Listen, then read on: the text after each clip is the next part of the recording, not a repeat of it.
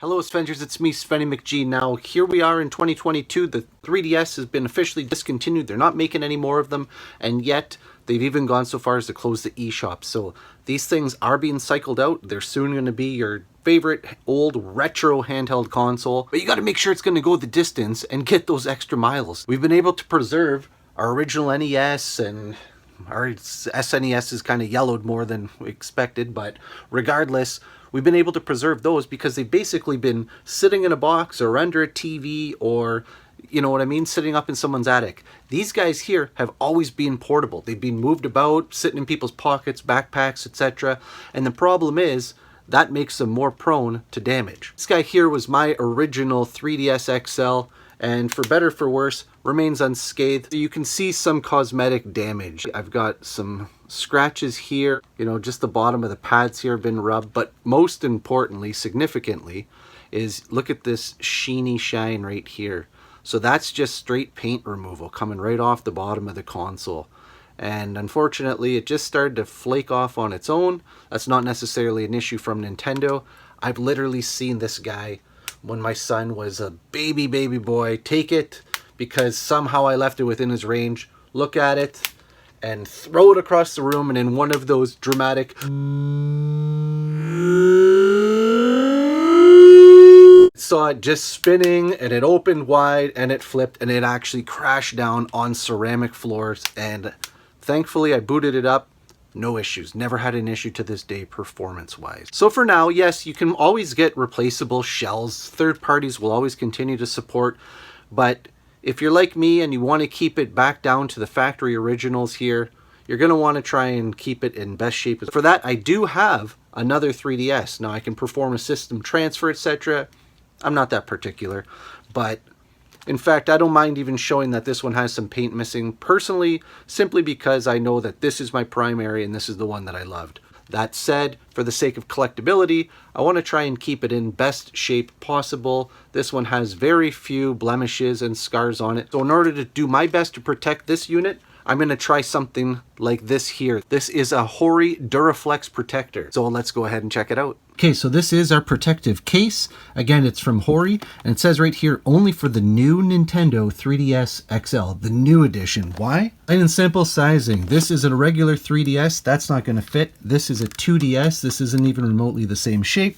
This is a new 2DS XL, but again, it's just not the right size fitting. And this is the 3DS XL. Found at Goldilocks. This is the perfect fit, because like I said, 2DS XL, regular 3DS, and your original 2DS are not going to fit this case. Therefore, very important, whatever case you decide upon, make sure it's the right one for your console. This looks like this was picked up from former EB Games, now GameStop here in Canada. So they did call it a Flex Protect. On the back though, Hori calls it a Duraflex Protector. Now this is made of TPU, Thermoplastic Polyurethane. Polyurethane can start to yellow. However, here this still looks like it's clear, but if it does get in the sun, there is always a chance. So again, it's meant to protect your 3DS system from scratches and dirt. It's easy to attach and remove, so you can remove it or change it out if you need to. You should be able to change your game carts, adjust your volume, insert and remove your stylus and everything when attached. So this isn't going to actually restrict any of your functions while it's on the system. This is just one of those ones where the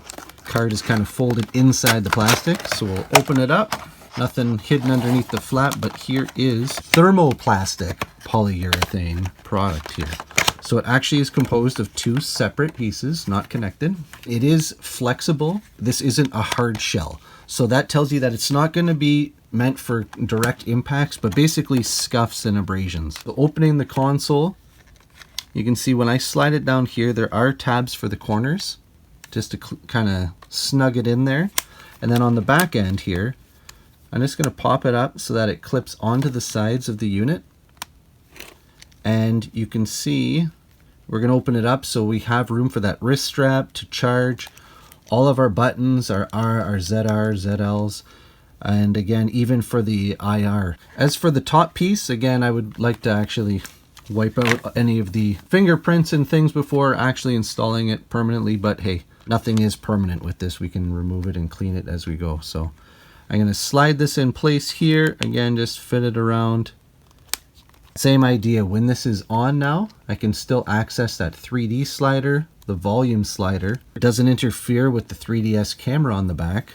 Now, nothing is going to be protecting this area here, so there is a little bit of play here to try and protect your buttons from actually making contact should it fall on its end. But there really isn't anything here on the hinging that's going to keep it in safe play now. Part of that is also because when you fold it up, it's actually going to almost come in contact, and if it was connected, it probably would have just bowed outwards or something. But anyway, just note that it's not completely impervious here to harm, but it does protect it very well. Perhaps if this thing was flying through the air like a throwing star when my son threw it, it actually would have saved some of the scuffs and the damage and just applied it to the outside. You can see there's even little pegs for the leggings here, so everything is good. Again, I can hit the power, I can withdraw the stylus here, headphones, insert a game cart. It's well designed, it's well crafted to go around all the pieces and make it so it's completely playable. That casing's in place, we're not going to have any issues here. As we try and go ahead and play games, everything is still fully accessible. 3D slider volume. So again, with the differences between the two, this one's got the case on it, this one doesn't. And like I said, if we want to go ahead and avoid blemishes like this in the future, well, that's probably a good way to do it, is to use a rubberized casing. So like I said, I'll be probably keeping this on this unit here just to make sure that it stays intact, and this one will probably still continue to be my primary when I go on trips, etc. 3DS is still a great system. If you haven't picked one up, definitely do, but make sure you're going to consider how you want it to look in the future. I hope you enjoyed today's video. If you did, please consider liking and subscribing, as it always helps grow my channel. Until I see you guys again soon, I hope you all take care and be good to each other. Bye now.